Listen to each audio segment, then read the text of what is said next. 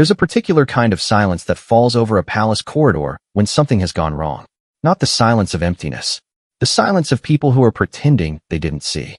Thomas Harding had served at the palace for 11 years. 11 years of standing exactly where he was told, speaking only when spoken to, keeping his face neutral as marble regardless of what walked past him. He was good at the job. Proud of it, actually, the quiet, invisible kind of pride that a man carries in his spine rather than his mouth. He wasn't proud that Thursday morning. It had started before 8. The corridor outside the private apartments was still half lit, that thin winter light bleeding through the tall windows, and doing almost nothing useful. Thomas was at his post. Standard rotation. Nothing unusual flagged in the morning briefing. Then, the footsteps came. 3 of them.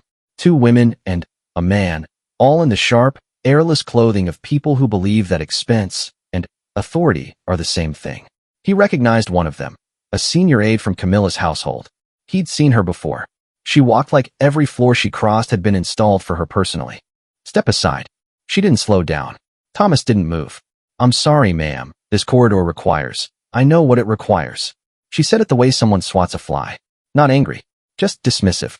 The specific kind of dismissal that tells you exactly where you rank in someone's mental filing system. He asked, politely, for credentials. Standard protocol. He'd asked Dukes for credentials. He'd once asked a visiting head of state security detail for credentials. The protocol was the protocol. The aide stopped. She turned around slowly, the way people do when they want the turning itself to be a statement. Do you know who I work for? Thomas kept his voice even. I do, ma'am. I still need to see. What happened next took approximately 4 seconds. She stepped close enough that he could smell her perfume, something expensive that probably had a French name no one could pronounce.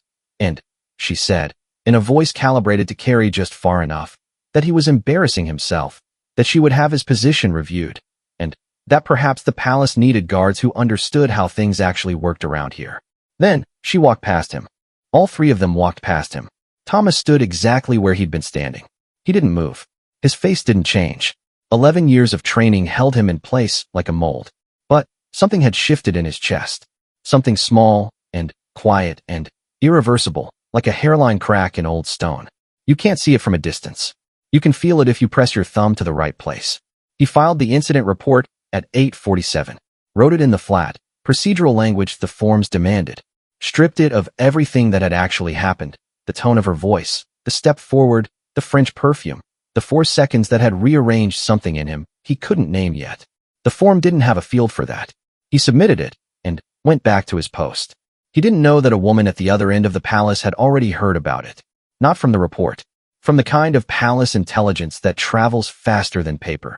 The invisible current of who saw what, who told whom, which housekeeper mentioned it to which footman over which breakfast tray. Princess and had been awake since 6. She was always awake since 6.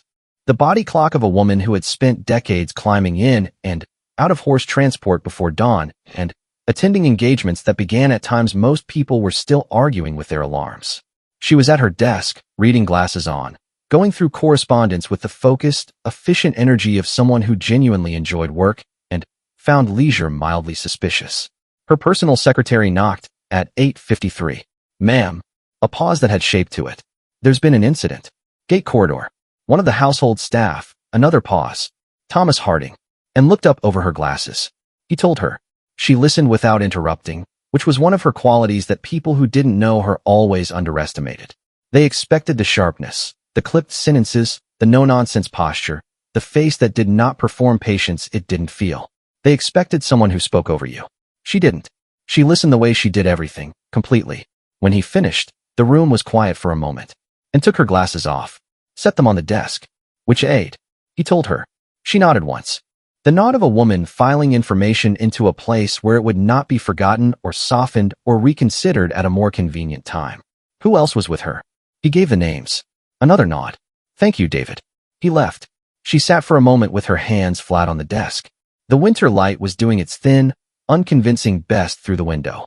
Outside, somewhere in the grounds, she could hear the faint sound of the early staff beginning their day. The rhythm of the palace waking up around her. The 1,000 quiet tasks that kept the whole extraordinary machine running. Kept running, in no small part, by men like Thomas Harding. Standing in corridors. Doing the invisible work. Being, when necessary, The last line of something that mattered more than any one person's morning schedule. She picked her glasses back up. Made a call. The call lasted 6 minutes. By the time Thomas Harding's shift ended that afternoon, 3 things had happened that he didn't yet know about. The incident report had been escalated beyond its normal routing. The names of the 3 individuals had been flagged.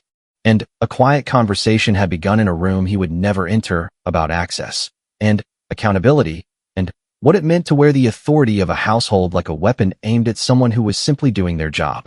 He drove home in the gray afternoon, radio on, thinking about nothing in particular. His phone buzzed on the passenger seat. A message from his supervisor. Report to the head of household office tomorrow at 9. Nothing to be concerned about. Quite the opposite. Thomas read it twice. Then, he put the phone down and watched the road. He didn't let himself feel anything about it yet. 11 years of training. But the crack in the stone, the one you couldn't see from a distance, felt, for the first time since that morning, like it might be healing over. Or maybe like it had been noticed. Which, sometimes, is the same thing. Continued in part 2. The room where it's decided the head of household office smelled like old wood and current power. It wasn't a large room. Smaller than people imagined. Actually, smaller than the grandeur of the building around it suggested anything inside it should be. A desk. 3 chairs. A window that looked out over the east courtyard. Some mornings you could see the horses being walked out early. This was not one of those mornings. The courtyard was empty, frost-white, and still. Thomas sat in the chair he'd been shown to. He sat the way he stood at his post, straight, contained, expression giving nothing away. Except that his hands, folded in his lap, were slightly tighter than they needed to be. He noticed this. He didn't unclasp them. Sir Geoffrey Marsh had been head of household for 14 years, which meant he had outlasted the enthusiasm of several reformers, 3 significant protocol reviews, and 1 extremely ill-advised decision by a junior staff member to reorganize the linen cupboard system without telling anyone. He was a man who had made a science of measured response. He did not raise his voice. He did not need to. He set a single sheet of paper on the desk between them and left his hand resting beside it. Thomas. He said it in that particular way of people who have known you long enough to mean something by the use of your first name. I've read your report. Thomas nodded. I've also been in conversation, a brief pause, precise as a comma, with the Princess Royal's office. Something shifted in Thomas's chest again. Different from Thursday morning. Not a crack this time. Something steadier. He kept his face neutral. I want you to know, Sir Geoffrey said, that what happened to you in that corridor, the manner in which it happened, was seen. It was documented, and it will not be passed over. Outside, a bird landed on the courtyard frost and left 3 small prints before lifting off again. The 3 individuals who were present have had their access credentials suspended pending a formal review. Sir Geoffrey turned the paper slightly, a precise half-inch, as if aligning it with some internal standard of order. That review will be conducted by this office, in coordination with the relevant household. Thomas looked at the paper. He couldn't read it from where he was sitting. He didn't try. I want to be direct with you, Sir Geoffrey continued. What was said to you in that corridor, the implication that your position was contingent on looking the other way, was not only a breach of conduct. It was an attempt to use proximity to the household as leverage over palace security. He paused again. That is not how this institution operates. It is not how any household within this institution operates. Thomas said, yes, sir. Which was not nothing. Which was, in its way, everything. The compressed acknowledgement of a man who had been told that the 11 years of invisible, spine-held pride had been worth the price of that 4-second moment on Thursday morning. Sir Geoffrey reached into a folder. There's a second matter. He produced another sheet, this one with what looked like official letterhead at the top. Effective from Monday, you'll be moving to the senior rotation. Enhanced security clearance for the private apartment wing. A beat. It's a role that has been vacant for some time. The Princess Royal's office specifically recommended you be considered for it. Thomas didn't say anything for a moment. The courtyard outside was still empty. I haven't done anything to earn that, he said finally. Not false modesty. A factual statement, the kind of precise self-assessment that came from 11 years of doing a job that required you to know exactly what you had and hadn't done. Sir Geoffrey looked at him over the desk with the level gaze of a man who had watched enough of the institution to know what its foundations were made of. You did your job, he said. When someone applied pressure to make you stop doing your job, you continued doing your job. A small pause. In my experience, that is precisely the thing people earn a senior rotation for. Across the palace, in the correspondence room adjacent to her private office, Princess and was signing letters. She did this every morning. Hundreds of engagements a year generated hundreds of letters. And she signed them herself. Not a stamp, not a secretary's approximation, her actual hand moving across actual paper. People sometimes mentioned this to her, as if it were remarkable. She found the mention of it slightly baffling. You did the thing, or you didn't. Her lady-in-waiting, Helen, appeared in the doorway. The household review has been confirmed, ma'am. All 3 access credentials suspended, and didn't look up from the letter she was signing. Good. There's also, Helen paused in the way she did when the next thing was complicated. There's been a query from the relevant office about whether a formal statement, no statement. Helen absorbed this. The review is sufficient, and said. She turned the page. Another letter. Another signature. If people needed explained to them why a guard doing his job correctly should not be spoken to that way, then we have larger problems than a formal statement is going to solve. Helen wrote something in her small notebook. And the guard. And looked up then. Just briefly. Through the tall window across from her desk, the courtyard was white and frozen and empty. I've been told he was given the senior rotation, she said. Helen nodded. Good. And said again. She turned back to the letter. There was, in her movement, no performance of satisfaction. No small smile. No moment of visible gratification at a thing resolved. She wasn't that kind of woman. Never had been, and had by now been alive long enough to have no interest in becoming one. But the letters got signed with a slightly more even pin pressure for the next quarter hour. Helen noticed. She said nothing. Some things didn't need to be said. What moved through the palace that day was not scandal. It was something quieter and more durable, the particular current that runs through an institution when it has been reminded what it is. Not what it appears to be. Not what the outside world imagines it to be. What it actually is, underneath the protocol, and the gold leaf, and the 1,000 procedures that look, from a distance, like decoration. 3 people who had walked past a guard that Thursday morning with the serene confidence of untouchability were sitting in a different kind of silence now. The silence of people waiting for something they had always assumed would never come for them. It had come for them. It had come, as it turned out, quite quickly. And, in a corridor near the East Wing, the day's shift was beginning. Thomas Harding was at his post. Different post. Senior rotation. Enhanced clearance. The kind of corridor where the light was better and the carpets were deeper, and the people who walked past him had learned, over years, to recognize the value of the invisible man standing exactly where he was supposed to be. He stood the same way he always stood. Spine straight. Face neutral. Hands correct. But something in his chest, where the crack had been, was solid again. More than solid. Like the crack had been filled in with something harder than what was there before. Continued in part 3. What doesn't get written down? The formal review concluded on a Tuesday. There was no press release. No palace spokesperson. No leak to the papers. No carefully worded statement designed to thread the needle between transparency and discretion. This was, to those outside the walls, simply a thing that didn't happen. An invisible corrective in an institution that had spent centuries perfecting the art of the invisible corrective. Inside the walls, everyone knew. That's the thing about institutions that run on dignity and deference. The official record is almost never where the real story lives. The real story lives in who doesn't come back through which door, in which name disappears from which internal directory. In the particular texture of a Tuesday morning when 3 desks in the household coordination office sit notably unoccupied, and no one mentions this out loud because no one needs to. Margaret, who had worked in the palace laundry for 22 years, heard about it from someone who had heard about it from someone else. By the time it reached her, it was compressed into a single sentence, as these things always become. The Princess Royal stepped in when Harding was humiliated at his post, and it was sorted immediately. She filed it away next to the other things she knew about Princess Anne. The time she'd gotten off a horse at a public engagement with a quietly broken finger and finished the appearance, and only told someone about it afterward. The time she'd returned a decorator's invoice with a handwritten note pointing out 3-line items that were, Margaret's source had been very specific about this, entirely invented. The way she spoke to every member of staff when she passed them in the corridor, by name or not at all. Never you there. Never the practiced, gracious non-look of someone performing democracy while registering nothing. Margaret placed this new information alongside the others. Then, she went back to work. Thomas Harding's mother called him that Saturday. She did this every Saturday, had done it since he was 22 and first moved to London, and had continued doing it through every change in his life with the reliable patience of a lighthouse. How's work? She asked. Good, he said. A pause on the line that was warm rather than empty. "You sound different," she said.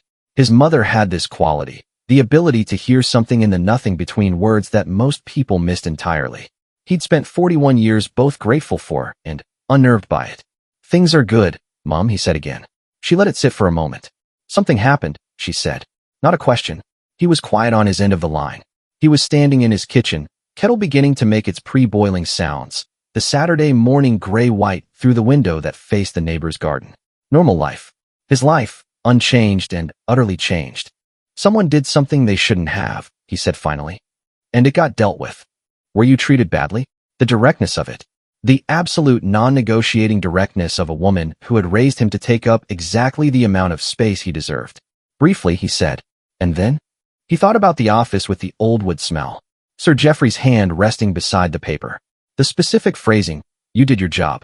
He thought about Princess and in a corridor he'd never been in, signing letters he'd never read, making a call he'd never heard, on behalf of a man she had never met, because the principle was the principle, and it applied regardless of whether anyone was watching. And then, someone acted on it, he said. Someone who didn't have to. His mother was quiet for a moment. "Good," she said. One word. Same word. It turned out, that Princess and had used. Thomas found something slightly extraordinary about that. Two women, one in a palace, one in a semi-detached in Coventry, landing in the exact same syllable, for the exact same reason. He made his tea. 3 weeks later, he was at his new post when Princess and came through the corridor. This happened sometimes. Would happen more, now that he was on the senior rotation.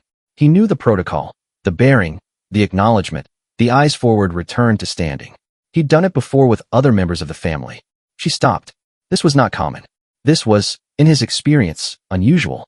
She looked at him directly, not the practiced, gracious non-look, and said, "Harding." "Ma'am." A pause that was measured and intentional. "How's the new posting?" He kept his face in its training, but something behind it was adjusting to the strange weight of being seen. "Very good, ma'am." "Thank you." She nodded once. The filing away nod. The same one David had seen in the office 3 weeks earlier when he'd told her about the incident. The nod of a woman for whom information, once received, was placed and kept. Then she walked on. 8 seconds, total. Maybe 10. She didn't say anything else. Didn't mention Thursday morning, or the 3 names, or the review. Didn't acknowledge any of it in language that could be written down or reported or misquoted in some future account of the morning. She didn't need to. The acknowledgement was the stopping. The acknowledgement was the use of his name. The acknowledgement was a woman who had ordered something corrected, taking a moment, in passing, to establish that she knew the correction had been made, and that the person it had been made for was standing where he should be. Thomas watched her go down the corridor. She walked the way she always walked, that particular bearing of someone who had spent a lifetime in rooms that required it, but also, genuinely, because it was simply how she moved through the world. No performance of authority, just authority, worn the way you wear a coat you've had long enough to forget you're wearing it. The corridor returned to its quiet. Thomas returned to his post. The light was better here. He'd noticed that on the first day. Better light, deeper carpets, and the particular quality of silence that belongs to places where things that matter get decided without announcement. He stood in it. Spine straight. Face correct. Proud in the way that lived in the spine, not the mouth. The kind of pride that doesn't need an audience because it isn't performing for one. It had always been that kind of pride. It was simply more solid now. There is no official record of any of this. No press release, no palace statement, no photograph. It didn't happen in the version of history that gets photographed or quoted or condensed into a headline. But, in the corridors of the palace, in the kitchen where Margaret folds linens, in the Saturday call between a guard and his mother in Coventry, it happened. And, in institutions built on the invisible work of invisible people, the things that happen in the corridors are almost always the things that matter most. Crown.